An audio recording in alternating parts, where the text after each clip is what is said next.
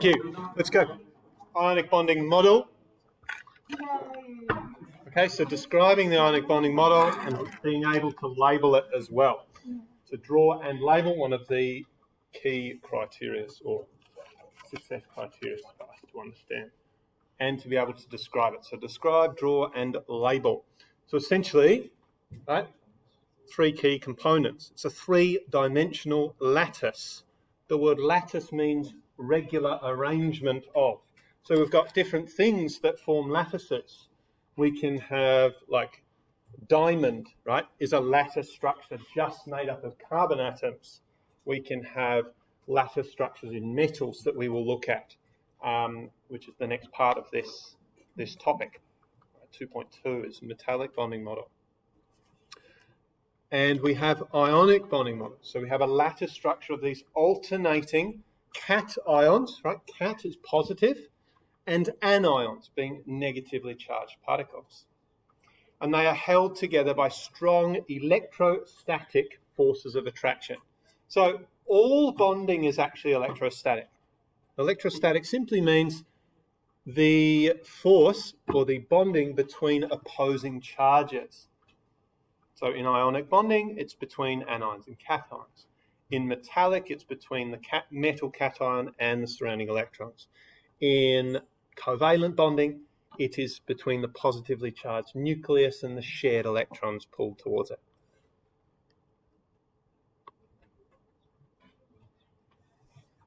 We also just touched on this idea of electron transfer diagrams. If we break that down, diagram is a way of representing something. Transfer means to give and take, so there's an exchange of something, and electron is a negatively charged subatomic particle. So what we want is this idea of the octet that I've mentioned several times and previous in this presentation, about how oct, meaning 8, an element or an ion is stable if it has a complete outer shell, complete valence. So metals have that tendency to lose electrons so that their inner ones are full. Non-metals tend to gain electrons to fill their outer shell.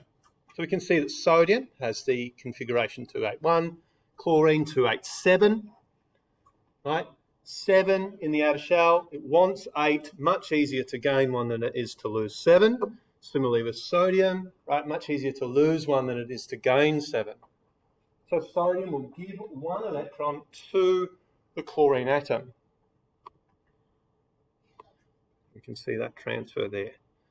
Okay, and then what we end up with is the sodium ion, Na+, and the chloride ion, Cl-, 288. And so the electron configuration of the ions will be the same as that as their nearest noble gas.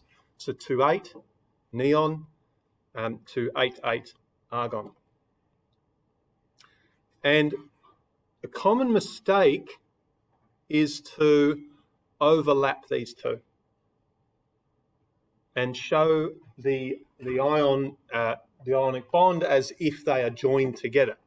But it's not that they're overlapping and joined together, it's more that we have a 1-to-1 ratio. So we actually have many, many sodium and chloride ions that are in this lattice structure.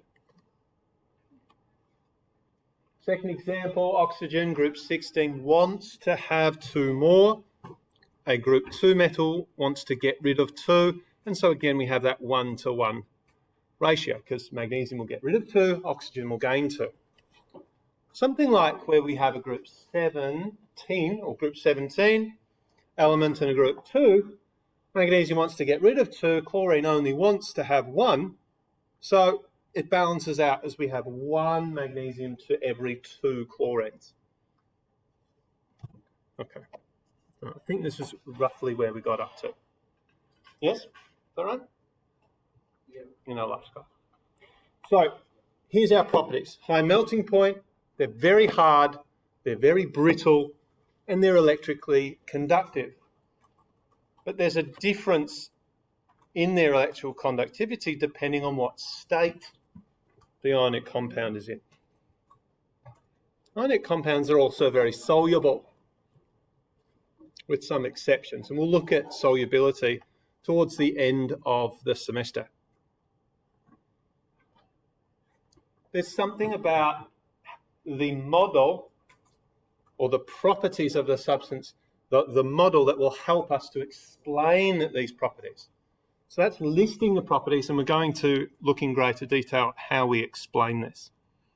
So high melting and boiling point, very hard, very brittle, and two differences in how they conduct electricity. In the solid state, they're not conductive. They are conductive when they're molten, or a liquid state, versus aqueous. Now, they're not the same thing. Liquid and aqueous are not the same thing. Liquid means it is melted. So we might have, say, sugar melted on a frying pan, right, turns into liquid sugar. Right? You need to get the temperature hot enough such that you're breaking the bonds enough that it melts into a liquid, as opposed to aqueous, which would be taking that same teaspoon of sugar but just stirring it in water. Does that make sense? Or salt in this case. So we can dissolve salt at room temperature, right, in water, but it's like 1500 degrees if we want to actually melt salt into a liquid. So liquid is a pure substance, aqueous is a mixture. Any questions on that? Right, so let's explain them. Melting and boiling point, what that tells us about a substance is how strong the bonds are. So high melting point means that the bonding between particles must be very strong, thus requiring a large amount of energy in order to break that bond or break that force of attraction. And you'll notice that I use the word bond and force of attraction simultaneously or synonymously, right? They mean the same thing. Force of attraction and bond mean much the same thing. So melting point is the temperature at which we change from a solid to a liquid state. Boiling point would be from a liquid to a gaseous state. So the same reasoning for having a high boiling point as well. Any questions there? Questions?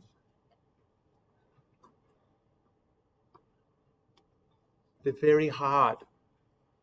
Now, I've got this thing, I'm mentioning this thing about the Mohs scale. It's not something that you need to know, right? You don't need to know the Mohs scale. The definition of hardness simply means that it's got a high resistance of a material to be locally deformed or scratched. So what that means, if I take my fingernail and take it to this bench, I'm not scratching the bench. And what that tells me is the bench is harder than my fingernail. Whereas if I take my fingernail and I do that to a piece of paper, I'm scratching the piece of paper. So my fingernail is harder than the piece of paper. So a harder object, right, locally means like a pinpoint, or right, something like that, an edge or a pinpoint. A harder substance will scratch a softer substance, but not the other way around. Does that make sense? Hence, my fingernail does not scratch the bench, but it does scratch the paper. It does scratch my skin. Bit of extension is this thing about the Mohs scale. It's an index scale to say how hard a substance is. So we've got some really, really hard, and our reasoning for ionic compounds being hard is the same as that, as to them having a high melting point. So we've got sodium chloride, it's got a Mohs scale of 2, fluorite of 4, corundum, aluminium oxide, very, very strong. And that's got a Mohs scale of 9, out of a maximum of essentially 10. Okay, a fingernail's is about, I think it's about 1 something. So fingernails are relatively soft in the scheme of things. Keratin itself, the compounds that make up fingernails, is rather hard.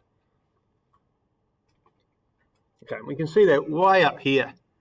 Don't know if you can see that, but diamond, right?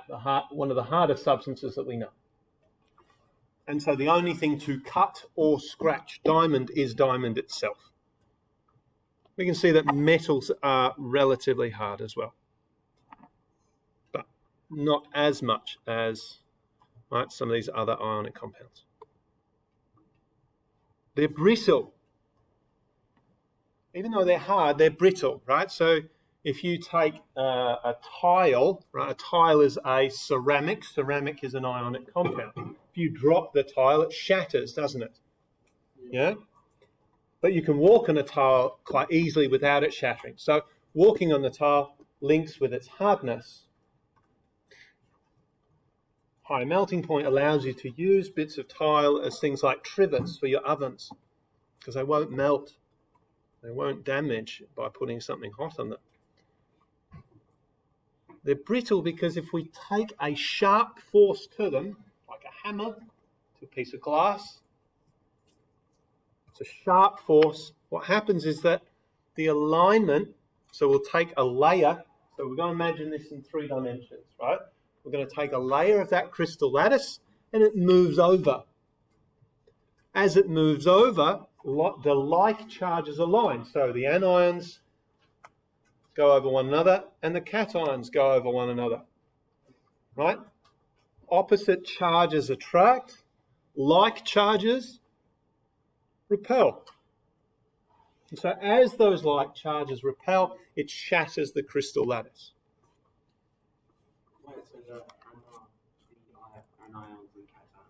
They align, right? So not in the hammer, in what you're hitting, right? So imagine my fists as negatively charged particles at the moment. They're not in alignment.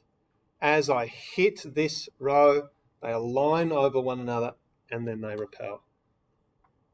So think like, it's a bit like magnets, right? When you put a north end of a magnet to a south end of a magnet, they attract. When you flip one of the magnets over and then try to push them together, you can feel that tension and they repel. Same sort of idea. Like charges repel. Opposite charges attract.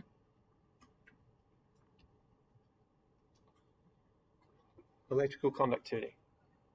In order for any substance to be electrically conductive, must contain free moving charged particles.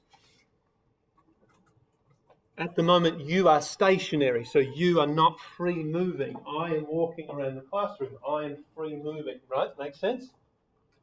So if I was a charged particle and free moving, it means I'm able to carry the electrical current.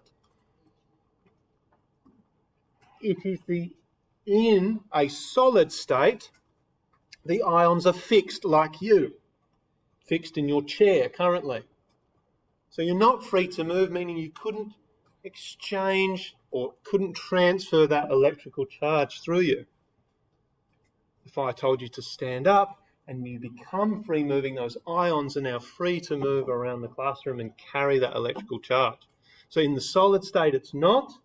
In a liquid state, right, the ions are able to roll over one another and flow, thus carrying the charge. Same thing with an aqueous solution. Water comes in, breaks apart the crystal lattice into the separate ions. The ion within the water carries the charge.